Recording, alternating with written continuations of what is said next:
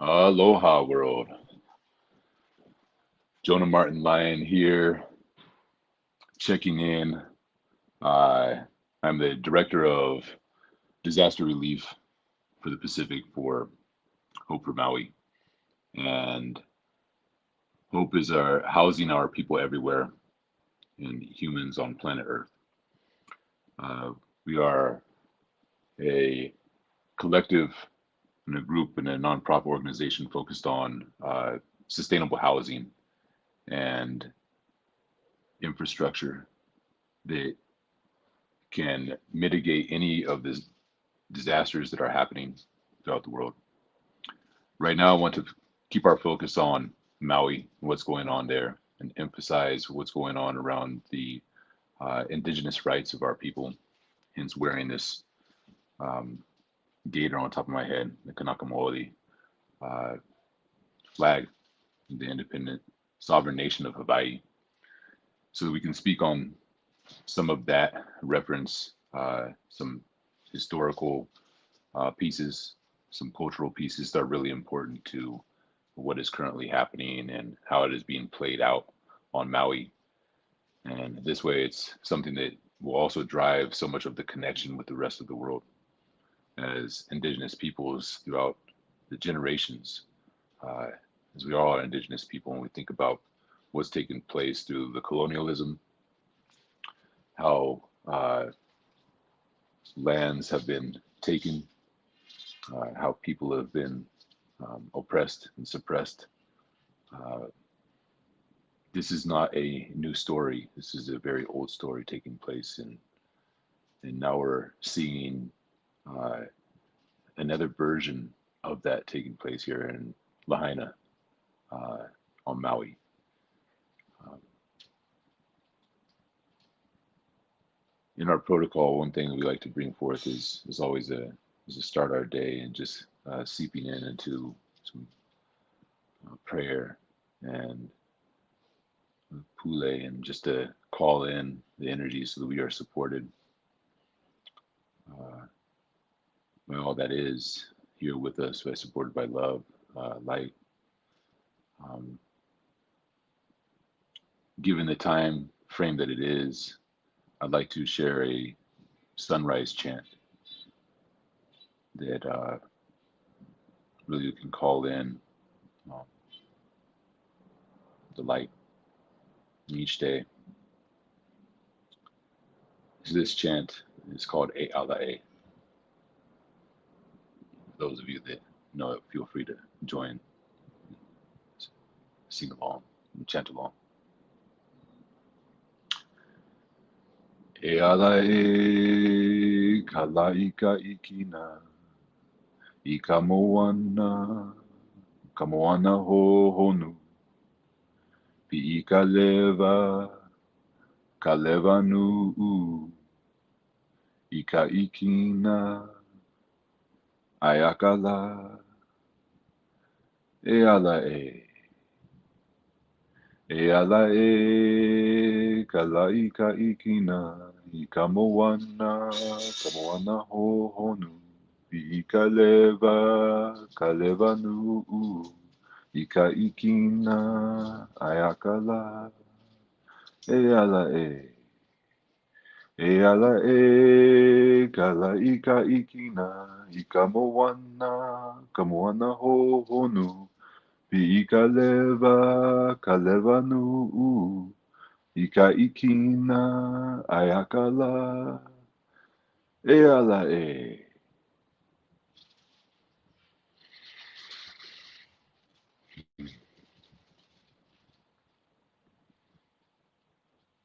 Remember learning that chant. My brothers, the Sacred Sons retreat called Maui Mana. And Sacred Sons is an organization, a brotherhood uh, at the deepest level. Speaking of brotherhood, just in time, welcoming my brother John Kempf here to our studio here for Hope for Maui. Um, John Kempf has just been just a super powerful leader and really that rainbow warrior who's stepped fully into an embodied state of leadership and working directly with our efforts at Buzz's Wharf in Maui Harbor, our supply depot, a distribution center, our coordination headquarters. And right now, as I'm here in Reno, Nevada, getting ready to go out to Burning Man to recruit more soldiers for this, some more Rainbow Warriors for this initiative of response and rebuilding. Um, he's really holding it down with the team there and the chief on the ground there on Maui. And so it's good for us to stay connected on a consistent basis, which we are doing. And so we're going to bring uh, all of the intel that we have here on a consistent basis, on a frequent basis daily since we've been meeting. We're going to go ahead and live broadcast and live stream these meetings so that the truth of what's happening now in real time is what's getting out there. As we were sharing in last night's show, President Biden is arriving on Maui today, and it is my sense and feeling that the narrative and the misinformation war that's taking place is only going to amplify.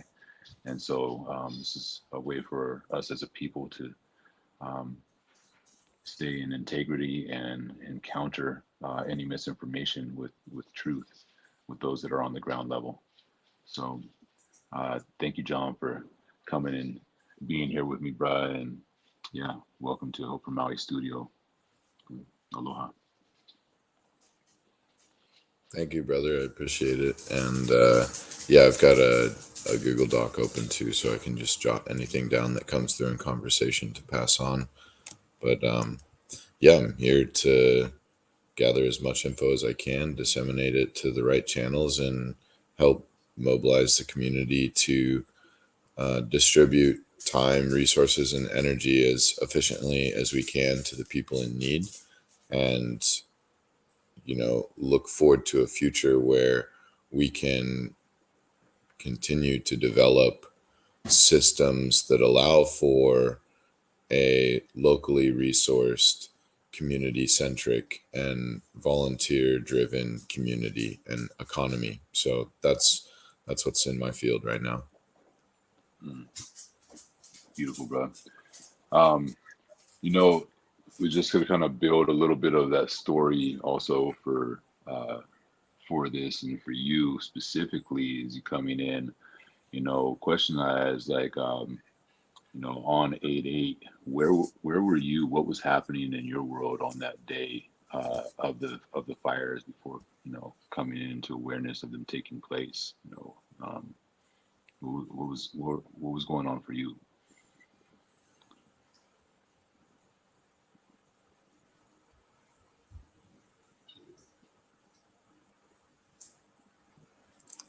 It's wild, honestly, to think back 2 weeks ago.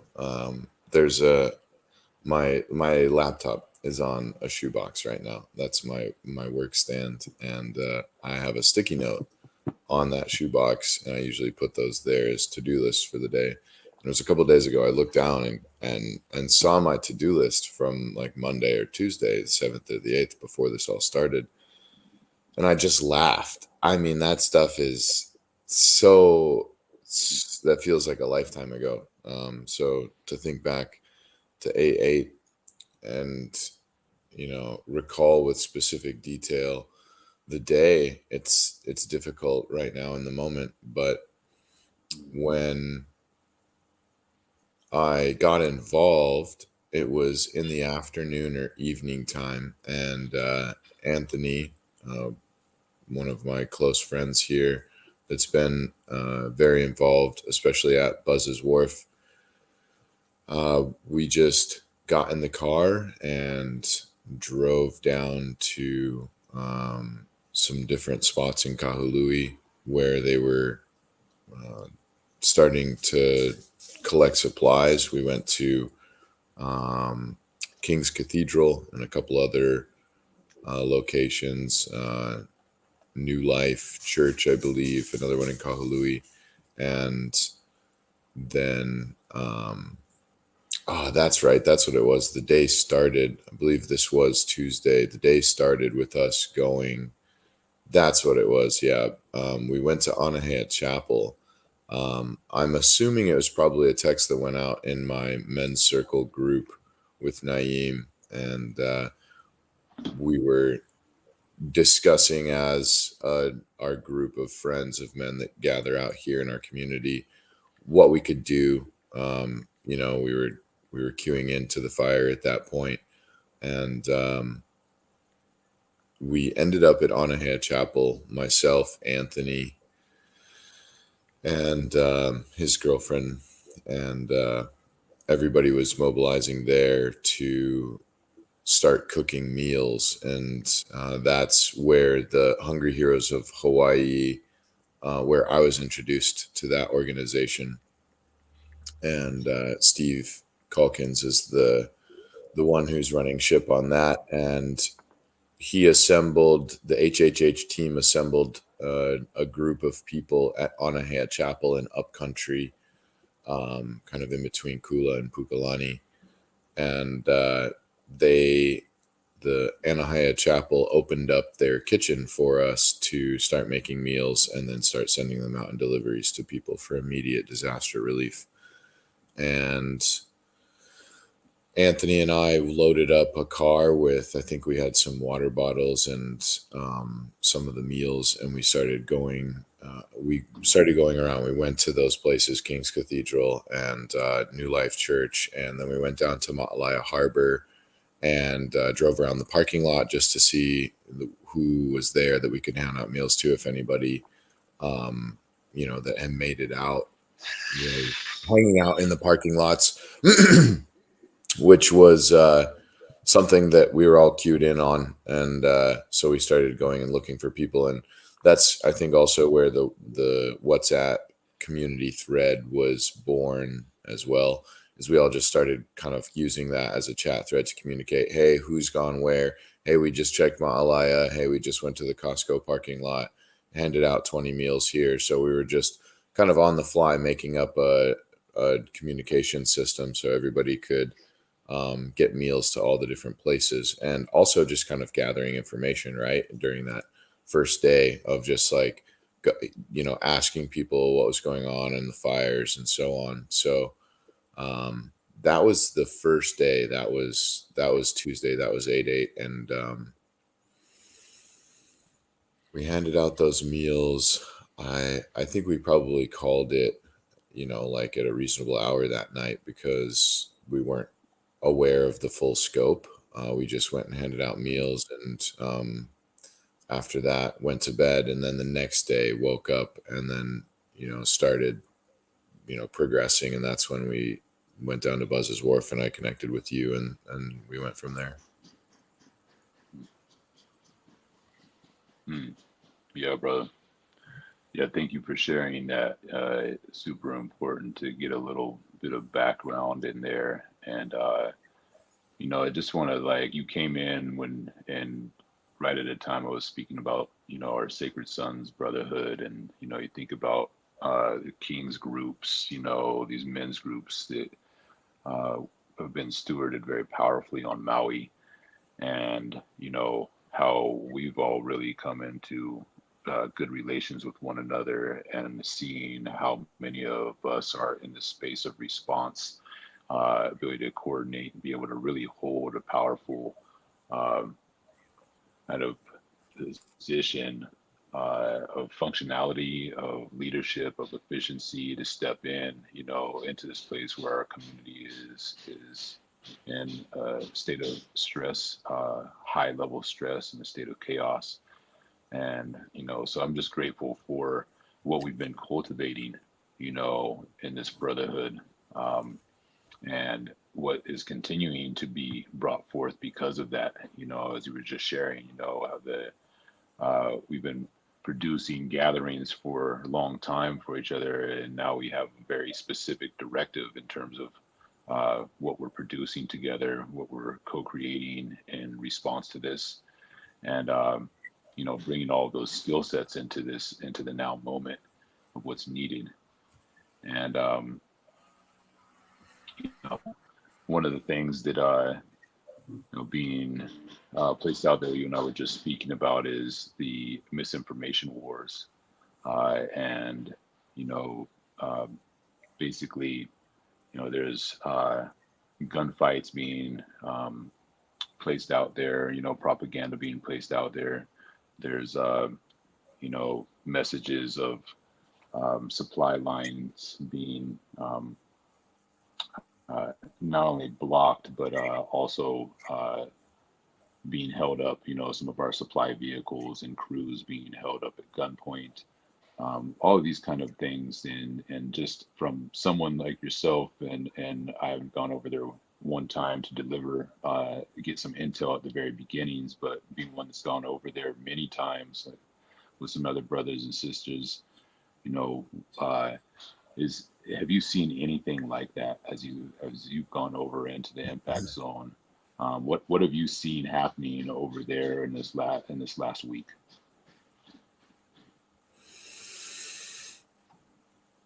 I think this is a really important part of this conversation. I really, truly think this is pivotal in how we proceed as a cohesive unit and as a community coming together in unity. We really have to unify our information and our voice and the truth. And so I really appreciate this, and you and I have continued to keep close contact about this conversation. So just emphasizing its importance and my appreciation for speaking on it. What it feels like being boots on the ground and going over to Lahaina several times is that there's a lack of communication that feels like negligence at best with any supporting organizations that you would assume would be supporting fully. That is not the case. And like I said, negligence at best, interference at worst. And so that's my personal experience. And certainly there's more specific stories we can speak of, but that's the general theme, is distraction and misinformation, cat chasing the tail kind of energy as far as how this is being portrayed and handled. So again, that's why it's so important that we align with the truth and then spread that truth to as many people as we can. So there's been a changing in rules. A lot of it feels like a top-down bottleneck, if you will, of information distribution. The orders aren't passing down through the chain of command to allow for us to engage with the response teams in a productive way. They don't know who can pass and who can't pass, and haven't heard the orders from the higher ups, and the orders from the higher ups never came, even though the other people told us that the higher ups were going to tell the other people. And again, I could write that off as everybody's doing their best in the moment and it's just a game of telephone. And I acknowledge positions of leadership and authority require a level of prerequisites that don't allow you to, they don't leave room for you to make those level of mistakes in that many of them. In a situation like this, you don't get the job if you're not competent at the job. Like 95 Bulls, like if you're going to be Hall of Fame, you play at that caliber, and those mistakes don't even happen. So that's just information to sit with. And then how the information keeps changing. You have to get placards. The next day the placards are canceled, and it justifications of the excuses why the rules are changing that just don't add up. It just feels corny at the end of the day. And that's someone that's giving you honest feedback of like a fucking plane, excuse my language, I don't know what the language is on this platform, a plane flying overhead with a PSA saying what time curfew is and closing Lahaina down from 6 p.m. to 6 a.m. every night. That's corny. That feels corny. There's a lot of corny stuff that's like, okay, oh, well, that's because I don't know. It doesn't feel like that in my gut. And I know that my gut knows the truth. And I listen to that. And that's what I've been listening to this whole time. And the message has been very clear for the direction and guidance from within. The direction and guidance from without does not seem to be coherent or efficient or helpful in any way. So that's a little bit on that conversation to bring it to the table. Mm.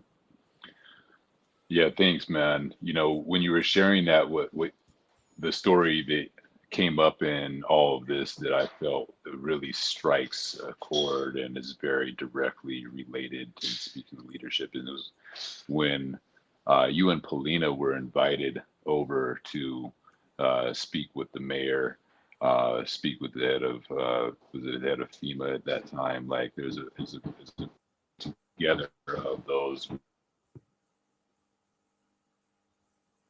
high level of leadership for like County of Maui, but the ones that are calling the shots in this response, and they recognized you as one of our community leaders, and Paulina, and the amount of action that was taking place, the amount of coordination and organization of getting supplies over and everything that we were doing. And I remember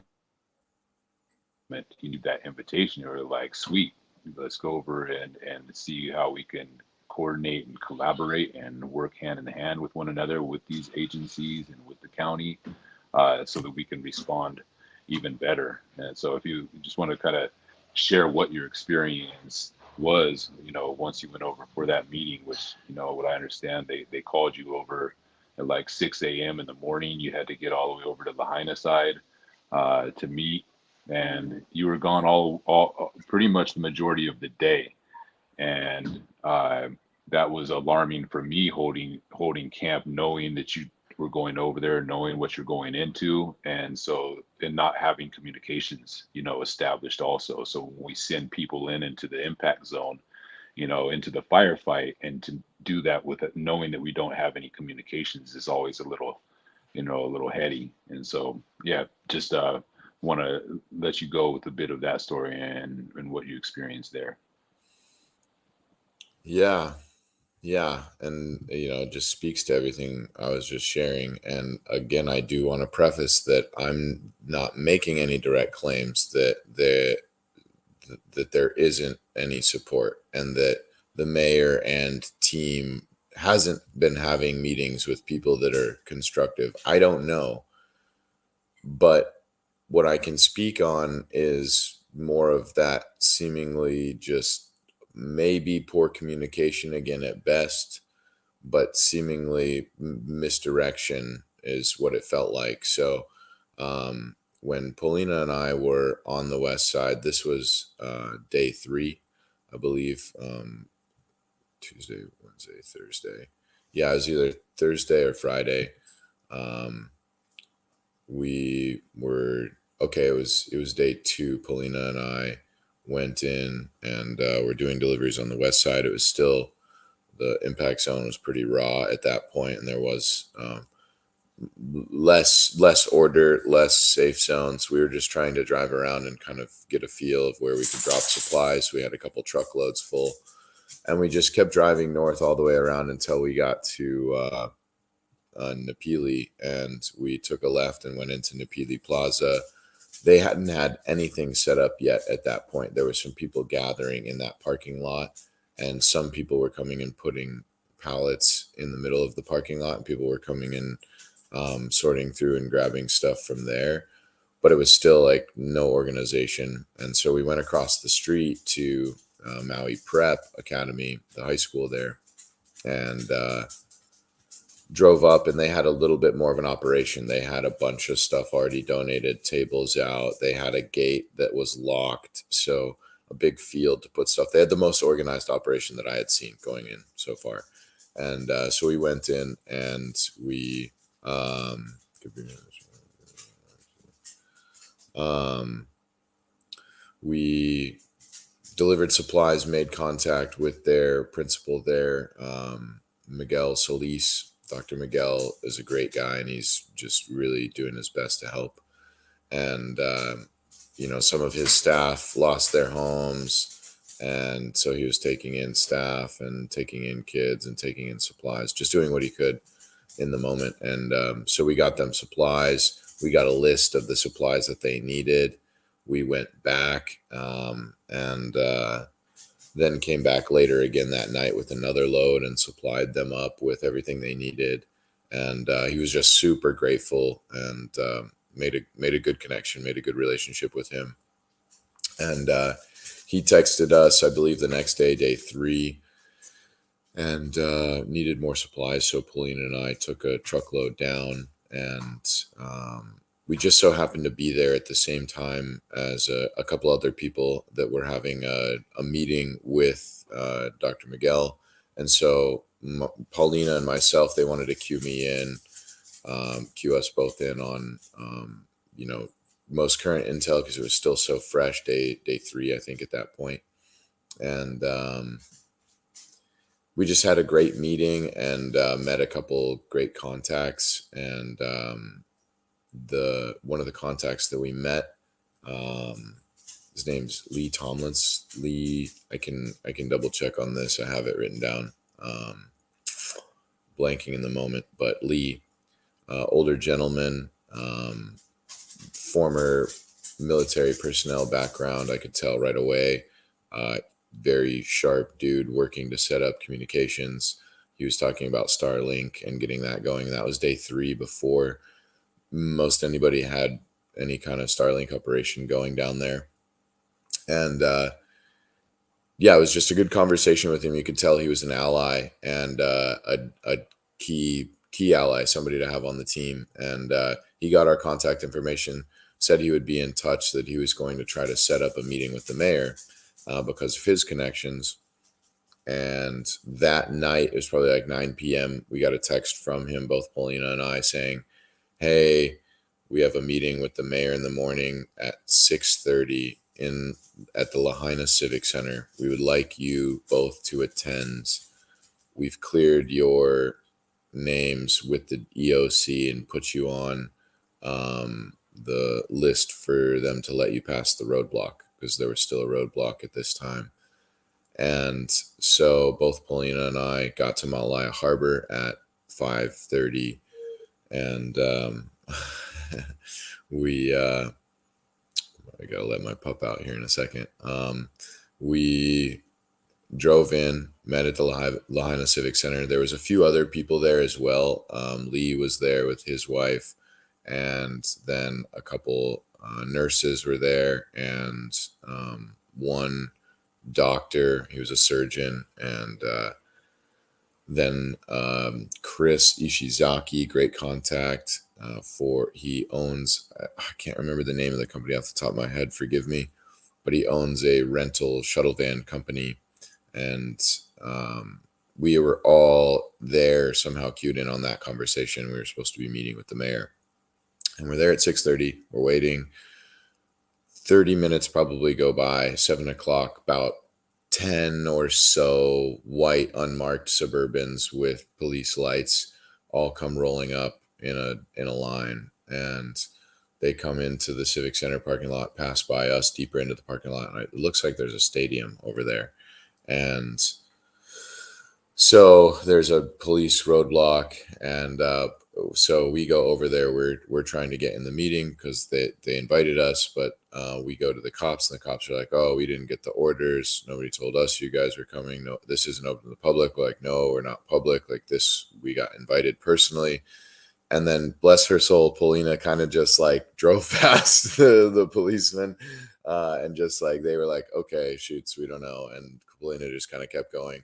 Then we got to another officer. I'm not sure if she was an officer or not. She was wearing the vest and running security in the parking lot. The convoy pulled up, and then we pulled in behind the convoy to try to get into the stadium area and go into the meeting.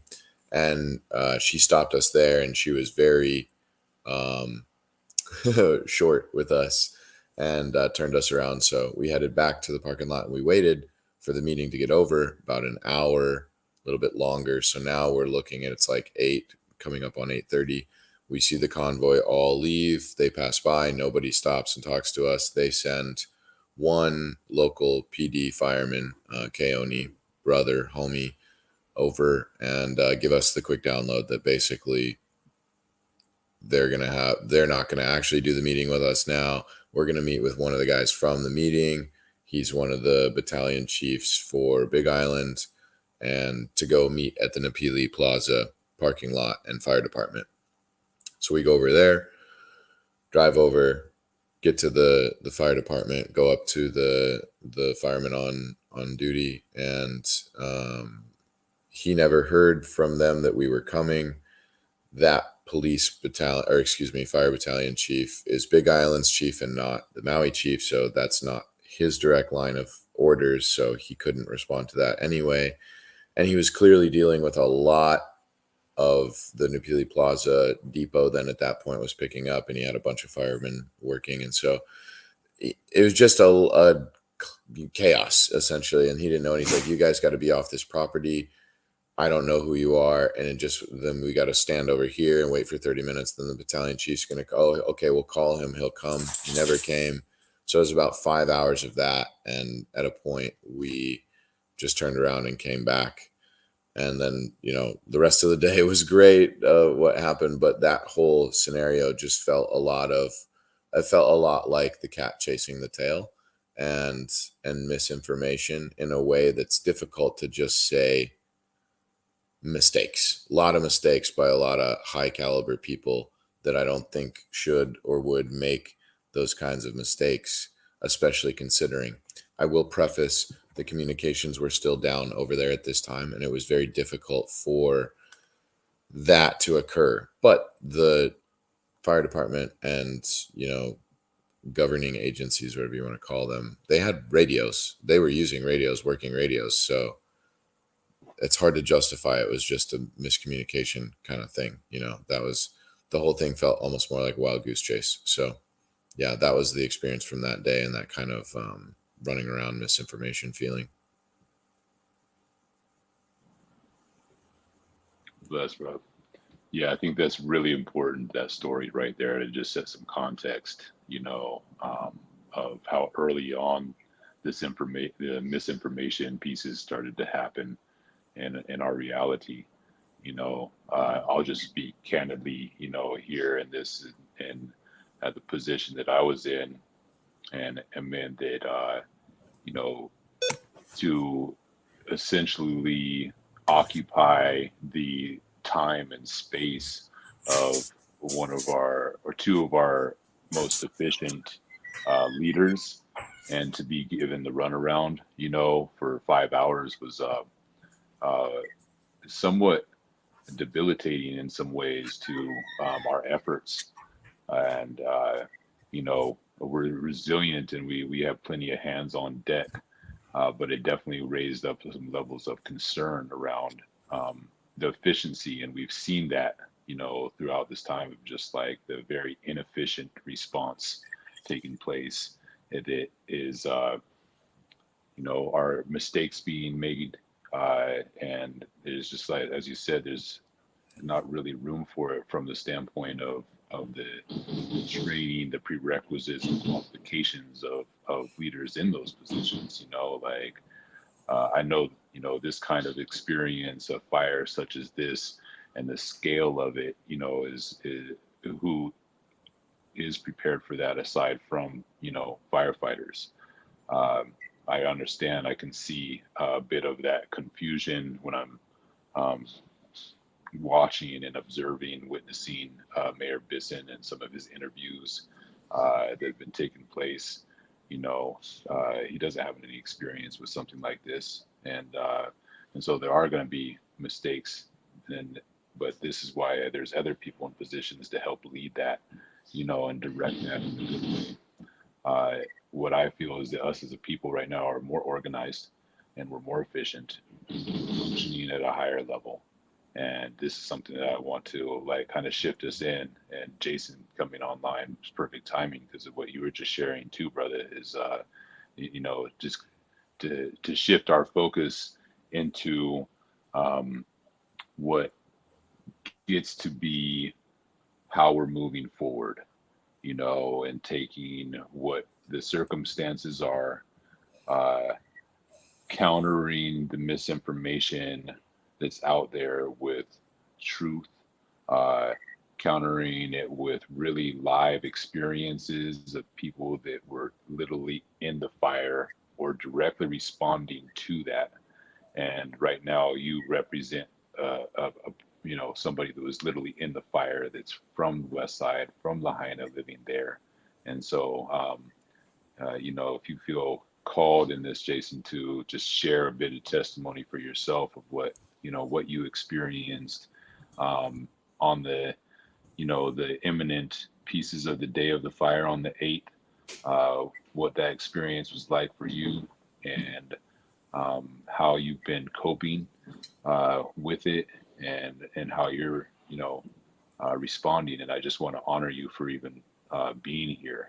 This is where I'm seeing so much of the power and fortitude of our people on Maui and our community, that those that are directly affected, who've lost homes, who have lost friends, uh, are still out here on the front lines, um, as part of our response teams, and fully engaged in giving back and being of service, even in their most um, low places potentially, and that just shows again how resilient and how loving and caring, and how much aloha uh, is running through us.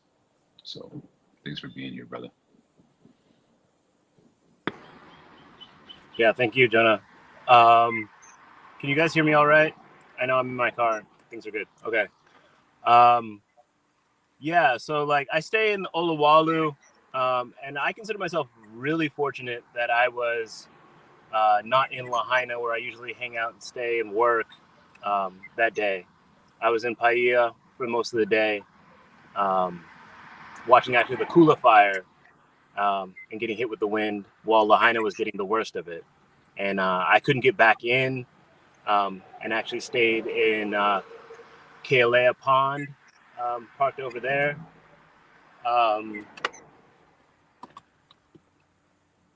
But sorry. Yeah, for me, my experience has been, I just consider myself very, very fortunate. And my concern was a lot for like the people that I know that live in Lahaina, my friends, my coworkers, and it's been like weeks to try and locate them. Number of friends lost their house, barely made it out. Some are still traumatized, so traumatized that they're not going back to West Side, even though it's open, because it's just like escaping that, and that how traumatic it was to get out of that fire, knowing all the mistakes that were made, and the tremendous loss of life that still is trying to be recognized but isn't fully recognized. Like this idea that there's over 1,000 people missing, but only 114 I think has been sort of located. This task is just, it's beyond measure. But I really want to direct our energy to pulling from these insights and knowing how these problems and these sort of the bureaucracy of both the police department, the mayor, and now these additional levels, which is like the governor and FEMA. So it looks like what's going to happen is Joe Biden's going to come in and he's going to appoint a FEMA director, and the FEMA director is going to be sort of like the highest level directive of this. So to understand these levels of bureaucracy, who controls what, because there's a lot of confusion over like who can actually give the orders. Like when I went out, I think it was on the 3rd day, me and a bunch of construction workers delivered a bunch of fuel, a bunch of supplies, a bunch of diapers, all throughout the stations. Eventually they said, no, only one car can come, you know, and then it was 7, then it was 10, you know. Um, it's just sort of how I think Maui works, in that they typically don't have, what I see is they don't have enough resources. There's only 100 firefighters. The police, I don't know how many police there are, but like I don't ever have any run-ins with police because there's just not enough. There's enough to show that they have a blue light on their car, but there's not enough to catch speeding and things like that, you know, which is part of the appeal for Maui for me, is that like it is the people policing and governing and sort of directing the community effort more than a police state, which I come from, which is in New York, which is definitely a police state.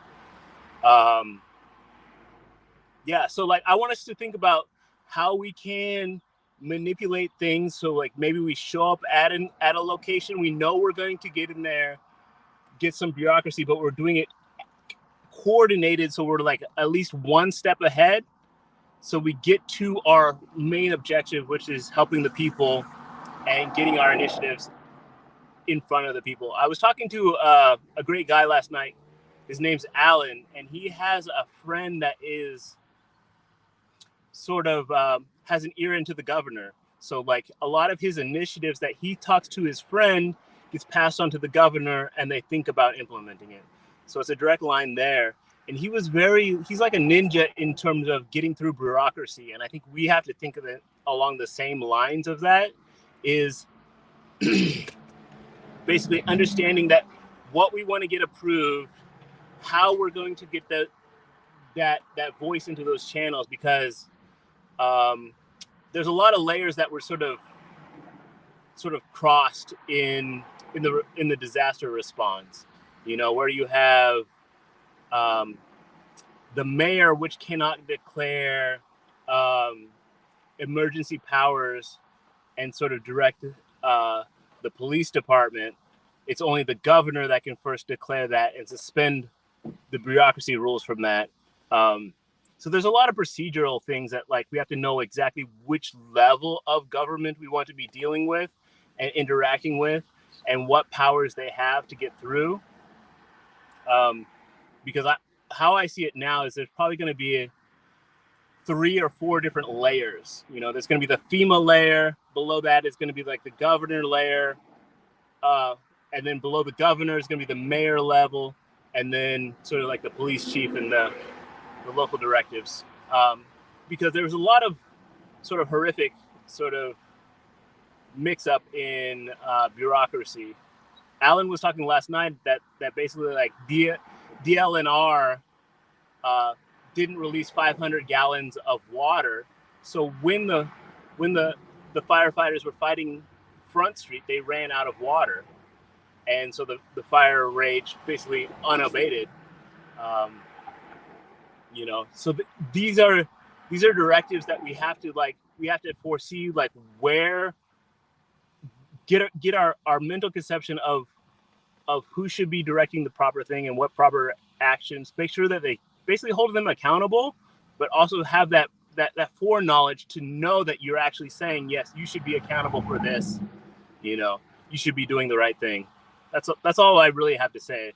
Is I love this debriefing. I'm not traumatized. I'm perfectly fine, and I'm just here to help because I want to rebuild my city, and I want to do it the right way. I really believe that this was meant to be, as tragic as it is, but it's here to make us stronger, make us better, and make us live more peacefully. Yeah, that's all I have to say. Ashe, brother. I hope. Yeah, thank you for bringing that in. You know, when you brought up the different tiers and levels of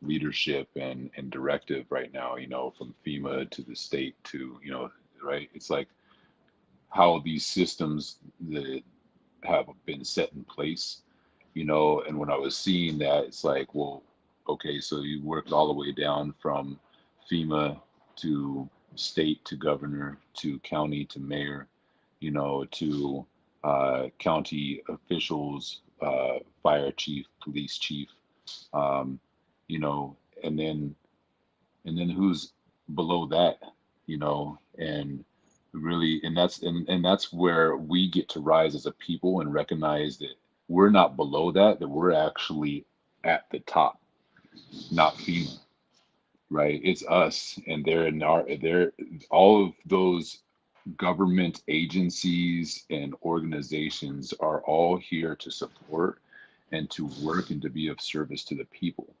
And so this call to of accountability is of the most high, you know, for us to hold a level of accountability for our leadership uh, in these positions, you know, and really to start to move into positioning of in that accountability. If you are negligent and showing ignorance and a lack of responsibilities, then you need to be removed, you know, and that's the power that we have as a people, and it's within our constitutional rights to do such, you know. And this is where some of the education comes in, that we, you know, as a people are just um, haven't been educated fully on how to activate, on how to fully activate our powers that be, you know, and making sure that that these public servants, you know, in these roles are doing what they're here to do. And so um, I think that right now, you know, you brought up this FEMA person, right? That Biden's going to show up and going to appoint somebody in FEMA as that lead point role and position up there. What comes up for me in that appointing, one is we're moving with these appointing things still. In my opinion, that's what's been a lot of the corruption within our government systems, is a whole lot of appointing positions as opposed to the actual democratic or electoral process of voting and getting people into these places of leadership and public service that are truly chosen by the people. And this has been happening throughout time, and through the most current, it's very present in Hawaii, you know, where we can, I don't want to get too deep into, like, you know, the election integrity pieces and things of that such, but basically, you know, it's like Biden was saying he thought that Maui was a territory just like Puerto Rico, you know, a territory of the US, right? Instead of it being, you know, part of the 50 states, State of the Union, and being, you know, a county within the state of Hawaii. You didn't even know the jurisdiction of Maui. And so we need to bring more truth in there. Yeah. We need to bring really what's going on that level, so that the world is fully aware of the history, the overthrow, uh, what was here before Lahaina was Lahaina, in terms of what we know of Lahaina and before these fires, you know, and to drop more into that area of focus, because that's where our leadership is right now. You know, those are the leaders that I want to be listening to and taking any form of orders or direction from at this point, are going to be from our kahuna, you know, our kumu, our teachers, our cultural practitioners, those that who really are the ones, the descendants of the high elite and chiefs of ancient Hawaii, yeah, of the kingdom of Hawaii.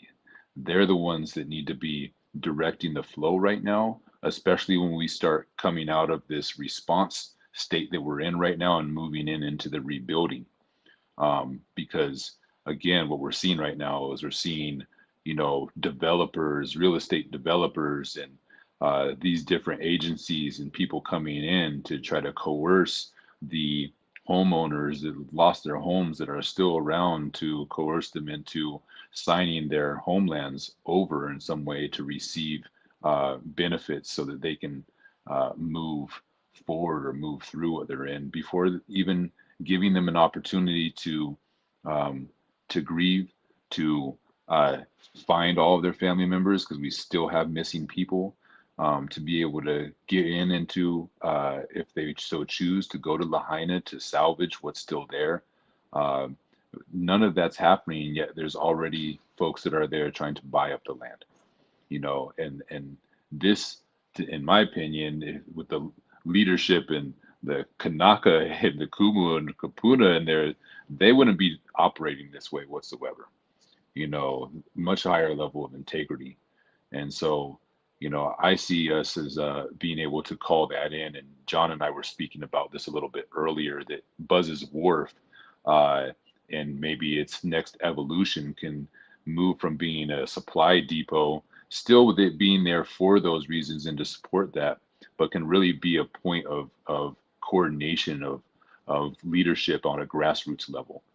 And then we take a approach of like a grassroots ministry type of approach to this, and to reclaim, our sovereignty, and that we can show and model that and bring that in, as this is part of a worldwide movement of all people, being indigenous, of reclaiming our sovereignty, and resolving government, because I mean, the word itself means the mind control, and that's what's happening. That's why this misinformation wars that's taking place is going down, and I mean, the fact that we got 80,000 to 100,000 viewers and some of these misinformation textiles on, you know, FEMA and the military be having full out gunfights, over on the west side, and that there's, basically a small kind war that is breaking out over there, and that false information that is out there. And how is that even happening when you have two federal agencies, essentially, of FEMA and the military and the Marines are fighting with one another? Like, what's what's going on here? And so I just want to bring that awareness in, and invite everyone who's tuning into all of this to really sit and get into your gut, get into your hearts, get into your own self, and critical thinking, right? That's where we need to get into our critical thinking and activate that within ourselves, so that we're not being led like sheep, but that we actually are rising up and into our leadership as lions. We're lions, not sheep.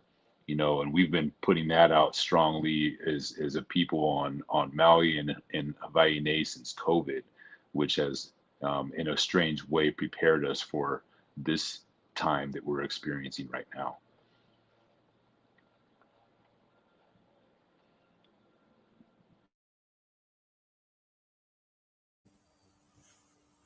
Jason, thanks for coming in, man. Appreciate hearing from you.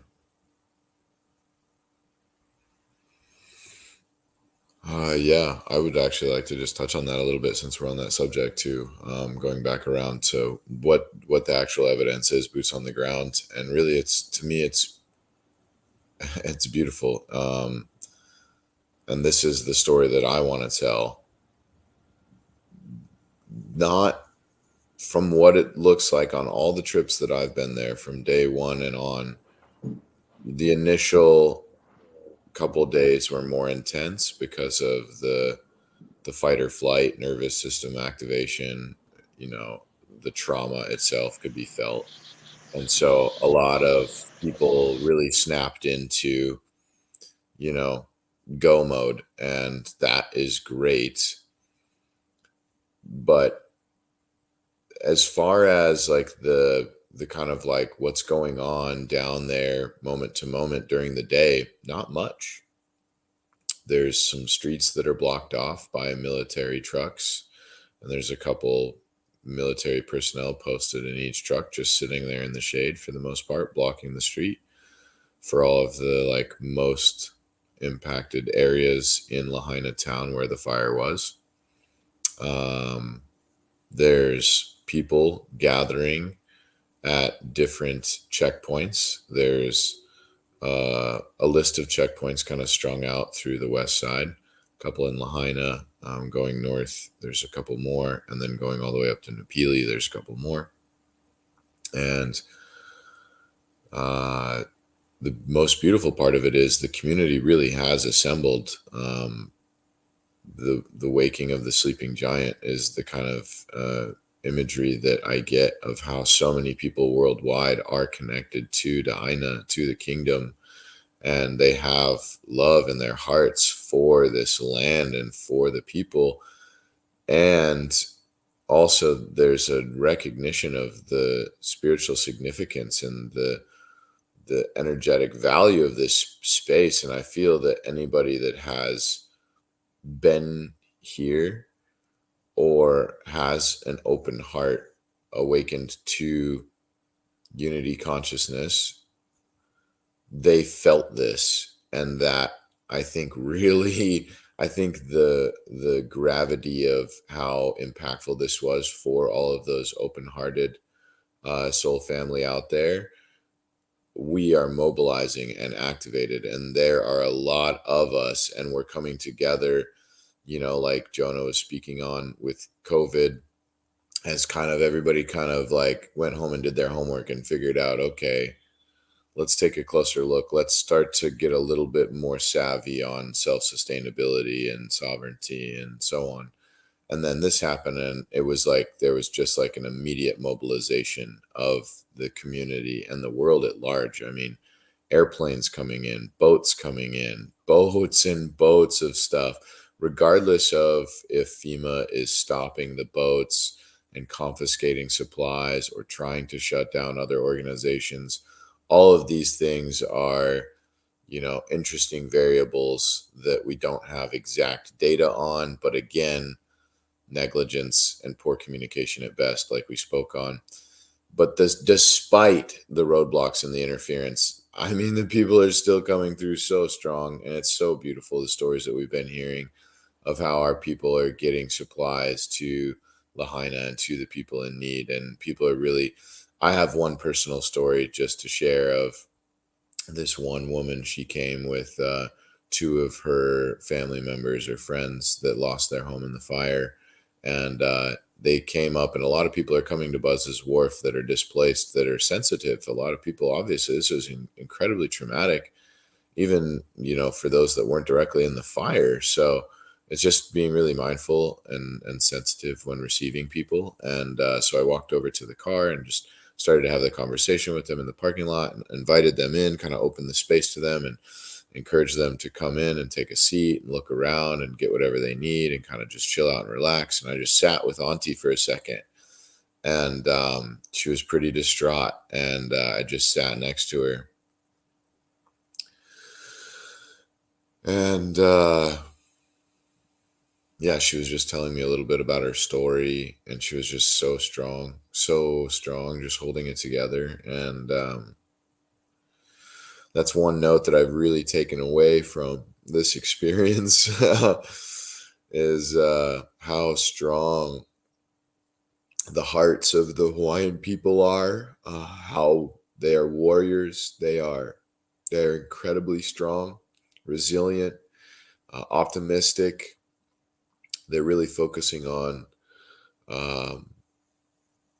the silver lining, and how they can come together as a people, and just strong, sturdy, didn't even buckle them. I'm just so in reverence for the Hawaiian people and their strong hearts and their warrior spirits. So I just want to acknowledge that. And so I'm sitting with Auntie, and she's just kind of starting to cry, and I just hugged her. I just sat there and just hugged her and held her for a moment, and then kind of like helped encourage her. What do you need? Da da da. And she was more distraught about her sister, and so she got her sister on the phone, and I started talking to her sister. And we've got a supply depot. We've got people that can come deliver. Just tell us where you are and what you need.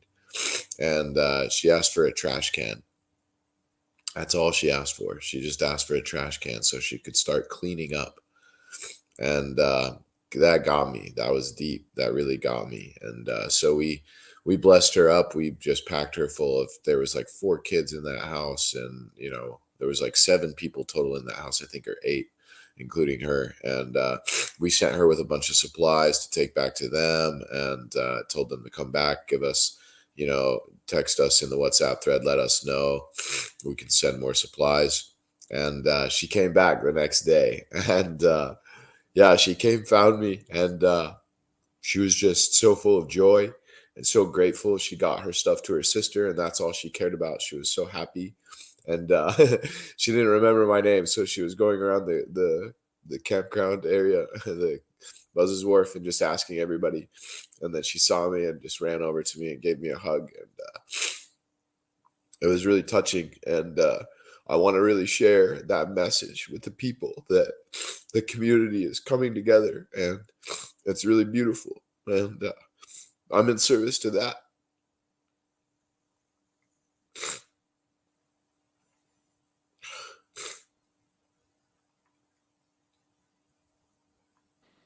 Yeah, brother. Thank you for that testimony, man, and that share. And it's this is why this is so important, because the stories, we need to talk story, right? This is, the Wayne people always say talk story, yeah. And there's so many of these stories out, um,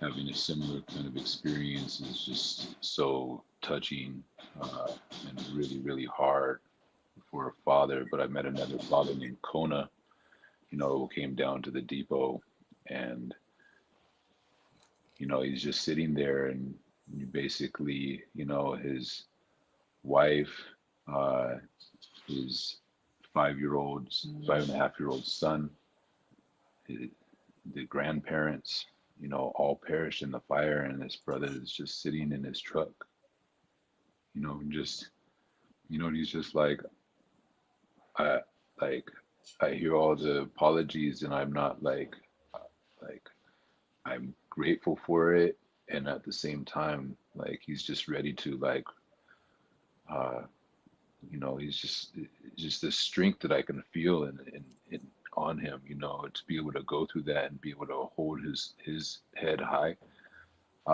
and to continue to think about no, my heart, my son is in my heart, and I'm going to continue to move forward. But right now, I just want to be with it and just go through the grieving process, and this is where we're at, man, and this is a long time of that process, but to give us that space, give us that respect, give us that time, and we're asking for the world right now, all of us, we just as humanity, we need to hold space together. We're all moving through, the tragedies that have taken place for generations, and this is one that I really feel is going to unite all nations, and it's going to be the healing of the nations, because this is what Hawaii represents, you know, is that, all cultures, all people have come to these islands, have found their ways to these islands, and found a way to live in peace and harmony with one another, and that it doesn't matter what religion, where we're coming from, what country it is, none of that. It's just this, everyone's here sharing aloha, being in this aloha together, and that's where, for us, as we came together, of really anchoring in the aloha response team, and to see that that's that's the way, love is the solution, love is the resolve, so let's just continue to do exactly that, to love on each other, to listen, uh, to observe, to validate, and value, and to empower. I don't know, that's the acronym that just came through for love right now. Listen, observe, right? Validate what people are saying, to acknowledge that what they're saying is important, that they're important, and then empower each other. Let us empower each other right now by this process of seeing each other, acknowledging each other, knowing that we're all sharing this life, existing with one another here. And that's aloha. As I was speaking with Kuma Wilmot last night, he said, he went into tears too, and he's just like, the amount of aloha right now is it's unbreakable, it's unshakable, you know, and the world is rallying around that right now. And that's what's going to set us free. Yeah, that's what's going to bring us into this space of unity and peace on this planet. So I give thanks, man, for your time and in this space and coming here today and sharing from your heart and from your experience. I want to give thanks to Jason also for showing up and sharing his heart and his experience. And we're going to continue through this process of just this live stream and this channel, Hope for Maui, hopeformaui.org. Remember, you can go and donate at hopeformaui.org. And all your donations are going to be going towards this Aloha response. Yeah, and with the main focus in on housing, because again, um, we need to uh, make sure that our basics are taken care of. We have the fortune of living on Maui is that we have an abundance of food. You know, there's food growing all around us. It's summertime. It's a fruiting season, so we have so much food. We have so much food. Other than the waters that have been contaminated by the fires, we have so much water. The West Maui Mountains, Yao Valley is going to produce. We have so much water all the time that's taken care of, and even the housing. Um, it's easy. You know, the humility of Hawaiian people. You think about the how we live. It's like it's okay to live in a nice thatch roof hale, out there because we spend our time in nature, communing with nature, being one with nature, enjoying each other's presence, as opposed to being in these silo kind of homes, and I think there's a level of remembering that. And that's where I see the power in all of the indigenous peoples and movements and that have taken place is, simplicity. And we're being reminded right now of how important just the simple things in life are, you know. So may we continue to show up for each other and being fully present and taking all of these deep breaths with one another, because that's what's going to get us through. Is just breathe, just keep on breathing, and Jah will provide the way. You know, Keakua is going to provide us the way, show us the way, and I trust that, and I give thanks. So, mahalo Keakua. Remember, for all those out there, we're in this together. We're in this together. One canoe. Gaia. The Hokalea.